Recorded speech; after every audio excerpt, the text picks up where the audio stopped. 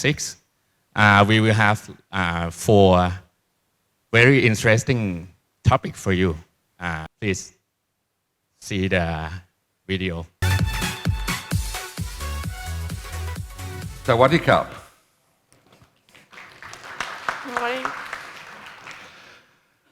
Tonight, I think, to discuss this.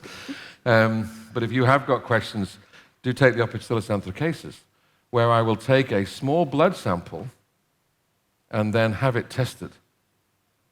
And then by burying or burning behind, in front of your name, it says you are a teacher, not a healer. So, the first thing to talk about biosecurity, and let's say this talk is not about... Yes, they would like to food, and second, sex. Yes, everyone want to do. We produce for our pig very good food. They compose everyone vitamins. We start in a region where we have very pig density, very high pig density and commercial. Having good hospital pen accommodation, good compromised pen accommodation, where you're going to place those pens on the farm. And we've just included a picture of... from your farms. But this is dirty truck never come to your farms. And clean our vehicles. Because sometimes we see this is vehicles parked very close to our farms. Keep it clean. And John have a good story about that. Anyway, but we do anything we can in order to get the attraction, to get the staff wanting to learn. Nadia and I are honored and extremely pleased to be asked to speak to you guys, and kap and klap. Thank you very much, Rapan, for this introduction. Good afternoon, everyone. So in this presentation, I will talk about swine innovation at Ceva. And as I said during the previous videos, early in this presentation, we really wanted to share with you existing successful stories of collaboration between Ceva and some of our customers in the implementation of advanced technologies. Because to be honest, it is true that in our environment, in the agri-business, there are very often some barriers or constraints that limit the practical implementation of technologies. So I really wanted to insist on technologies and successful stories that demonstrate that it works already at farm level, and to see how it can be adapted in your own situation. So we will see some example of measurement of respiratory diseases at farm level or at slaughterhouse level. And you will see as well how we are able now to monitor perfectly vaccine injection for a batch or individual antibiotic injection. And at the end, you will see how these different opportunities of swine health monitoring have been integrated in a single web platform. The title of my presentation refers to innovation, and I must tell you that innovation is really in the DNA of our company, and you can see that is one of the core value of Ceva, together with customer passion, entrepreneurial spirit, and solidarity. We have got today an example of solidarity with this program to support nutrition of kids. And now I'm going to speak about innovation, but to make it clear from the beginning, for us, innovation is not only developing new solutions, it's really a part of the performances and how to find the new ways to support you to be and to remain economically competitive. And it's really a part of looking for continuous improvement. And we do believe that measuring parameters at the farm or at the slaughterhouse level is a very good track to improve the productivity in your operation.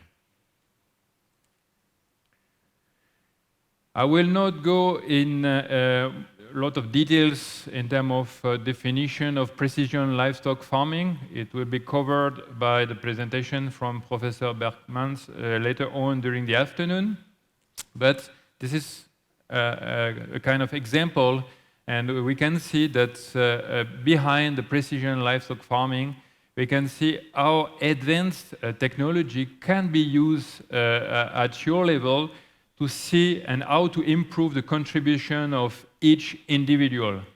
A farmer was saying recently during a conference that he was not anymore growing pneumonia that is responsible for enzootic pneumonia. The other interest is that doing the lung check, you can have a look at the whole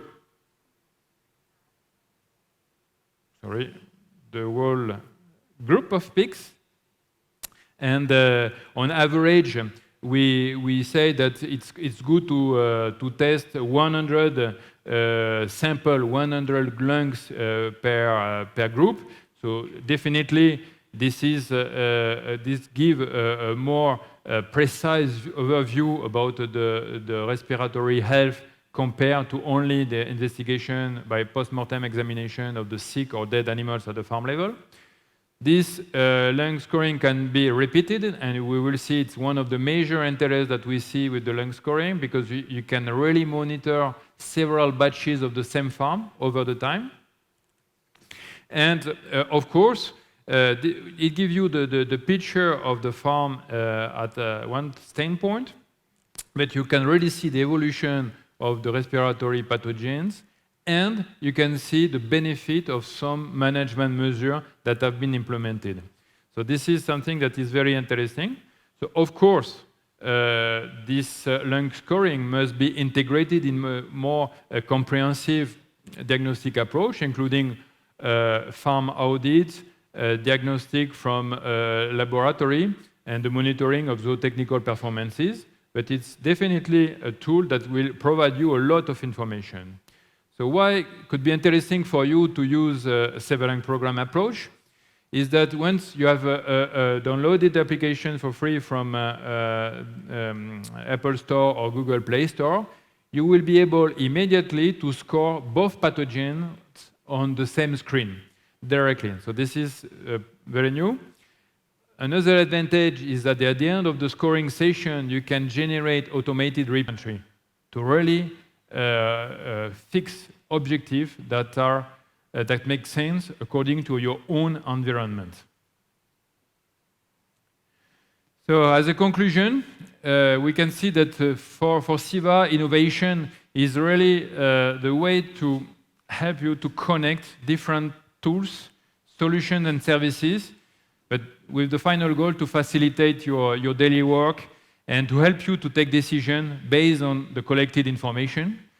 And you can be sure that really our current ambition is to support you in capturing this data, but also analyzing data that you can generate at farm level, at slaughterhouse level, or at diagnostic lab level in order to create value for your production.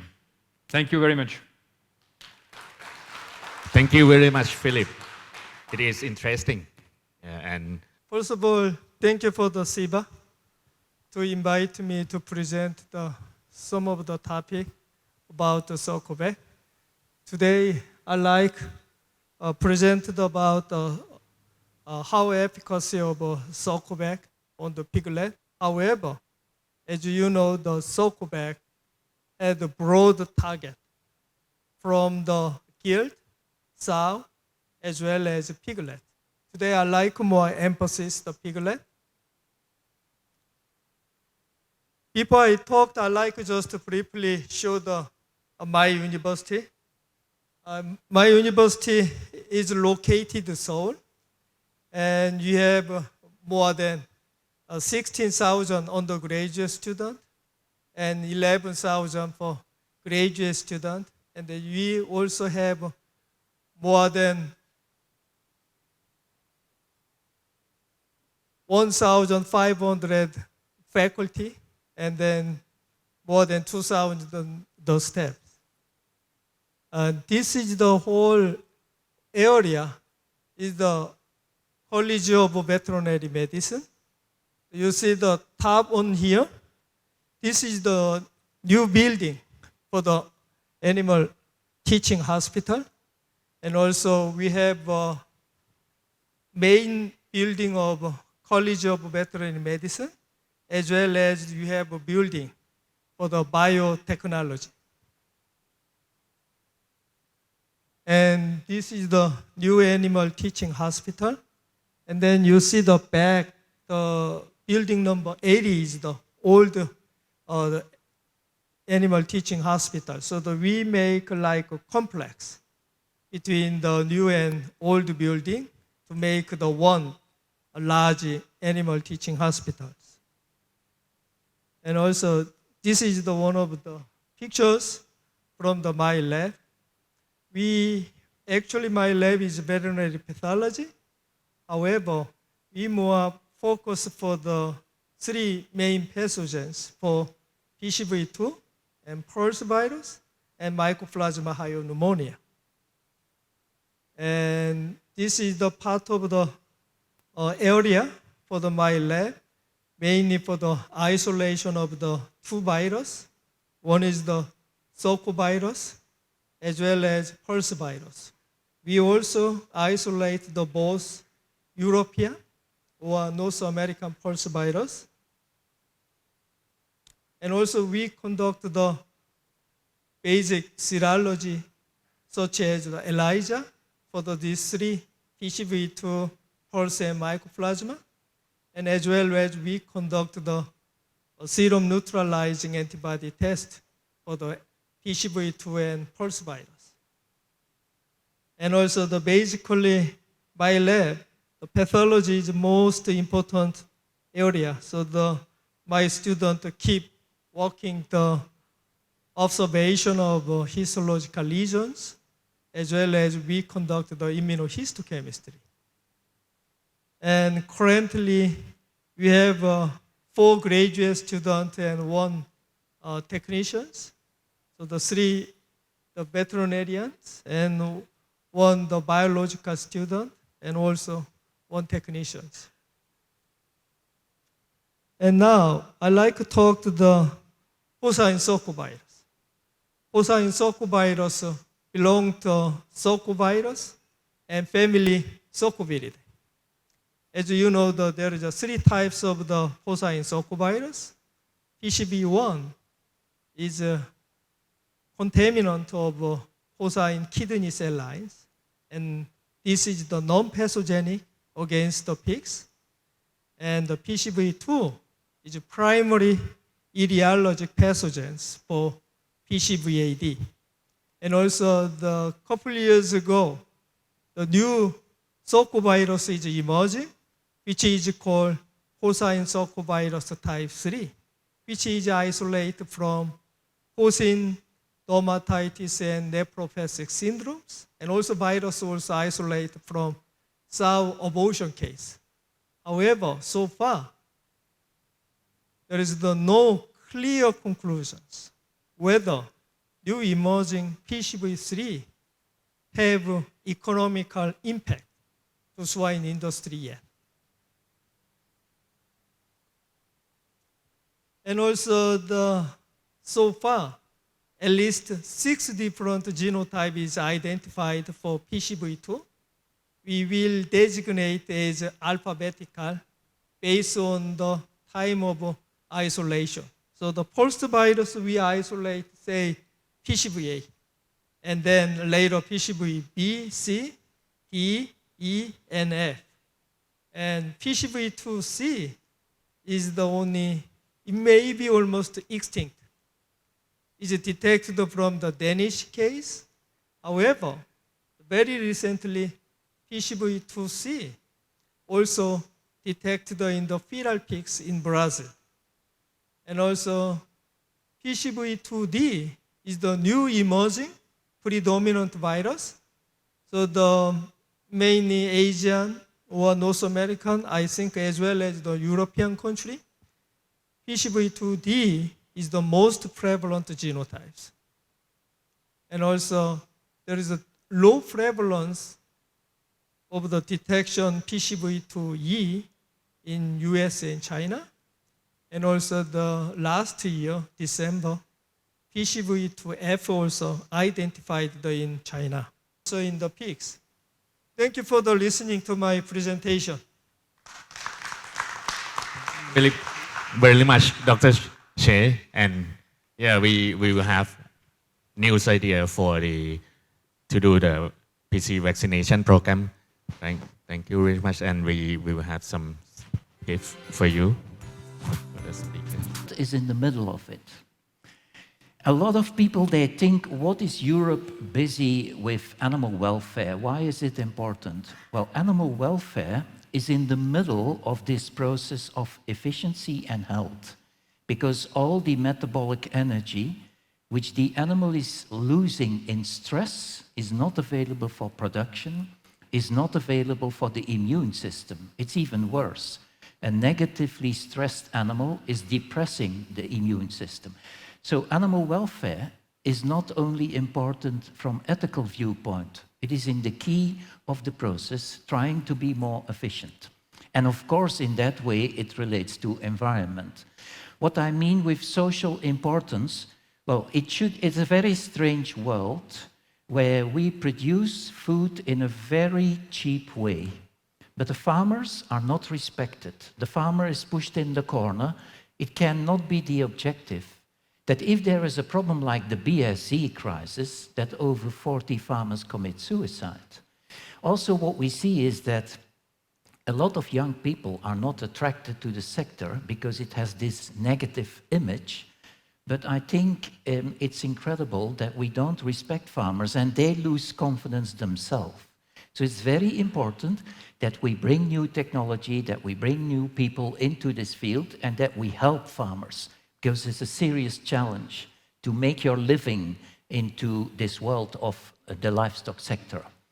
Okay, economic importance, maybe Europe will not export meat, but we might export knowledge. Everybody has his place.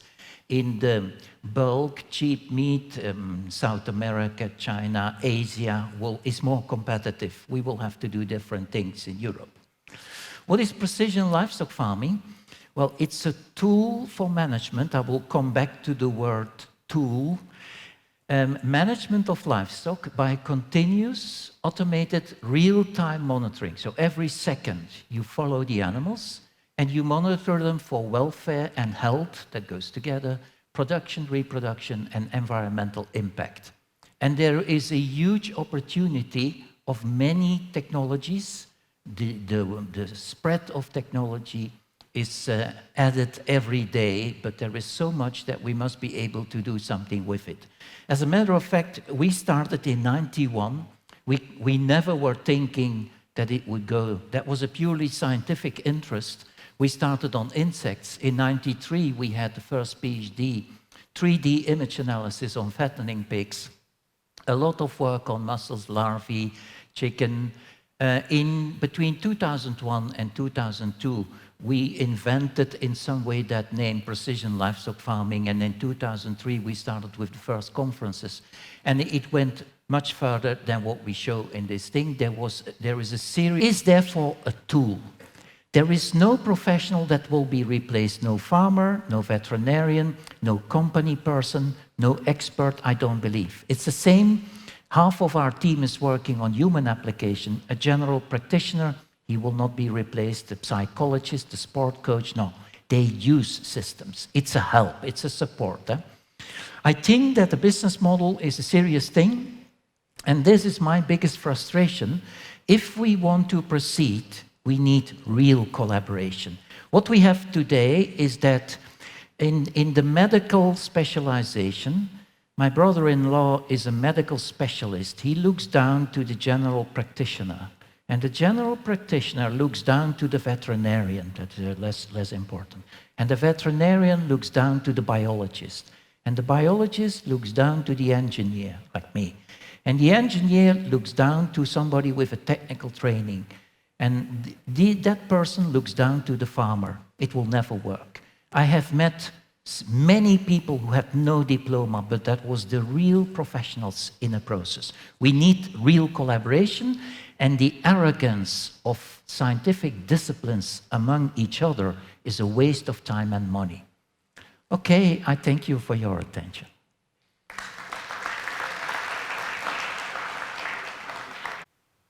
Route. What is the most common route to get ASF in Russia, and what is the most important measure to fix it? So what is the route? How the transmission? How can you get it? And what is the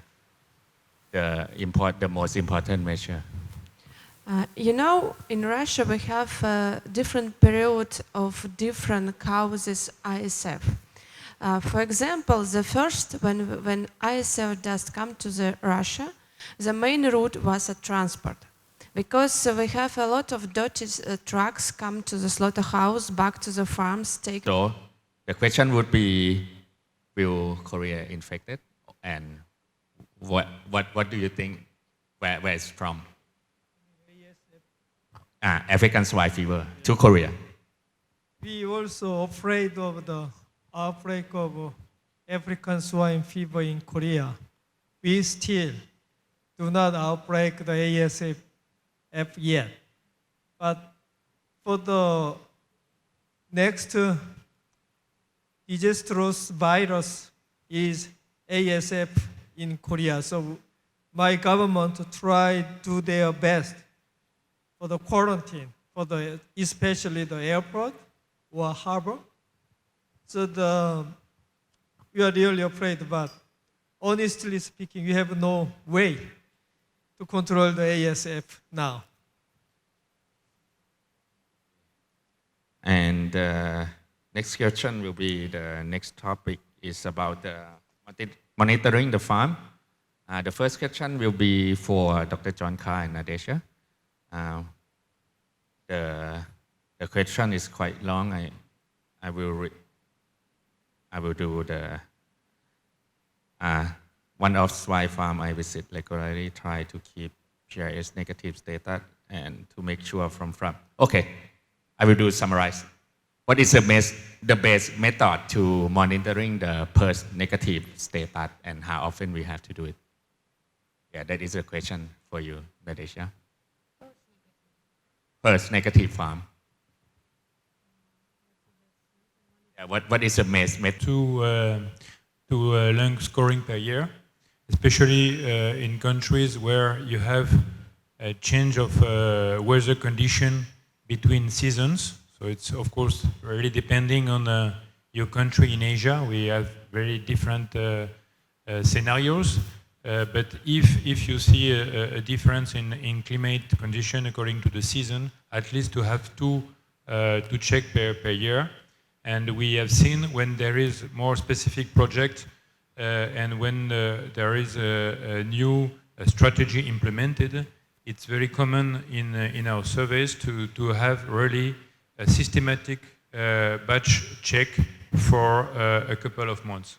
Depend on the strategy, but in the case where you have really a new system implemented, like a new vaccination program, we have seen on some of the data that it makes sense to repeat the scoring to see what is... And UV never disinfect some surveillance.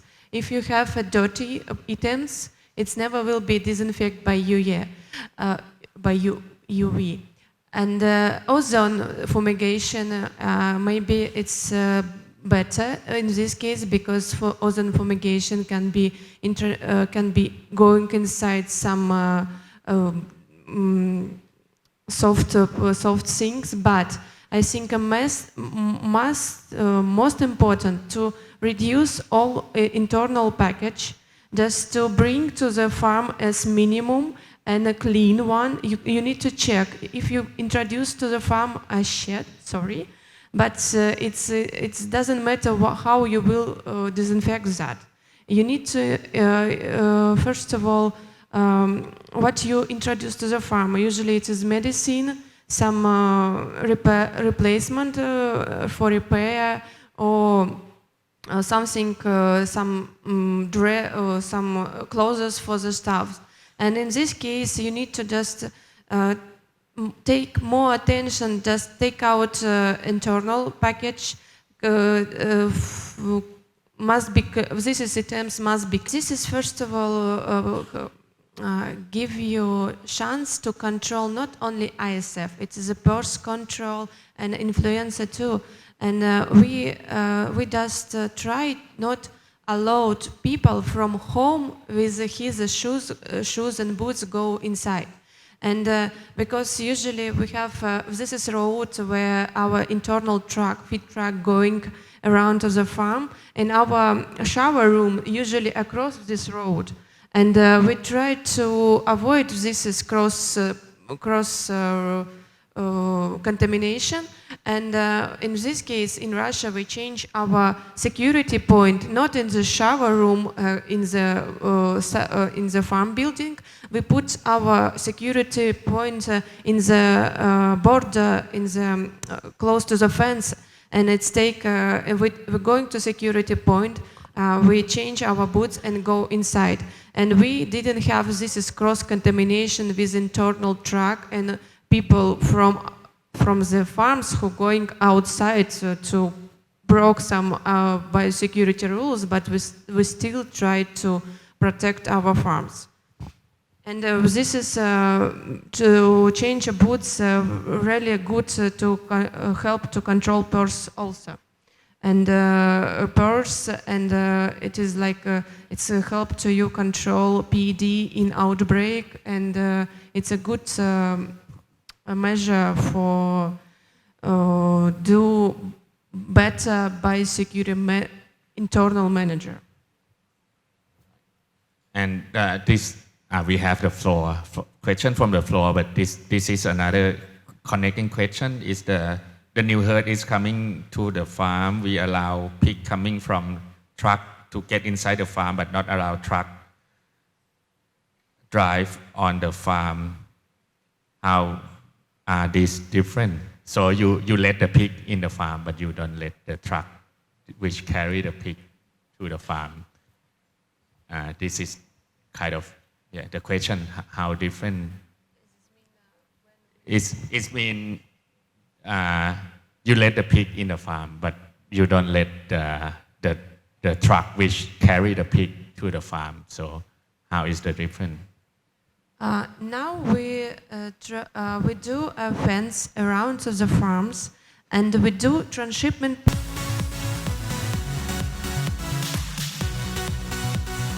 Okay, thank you very much. Thank you very much.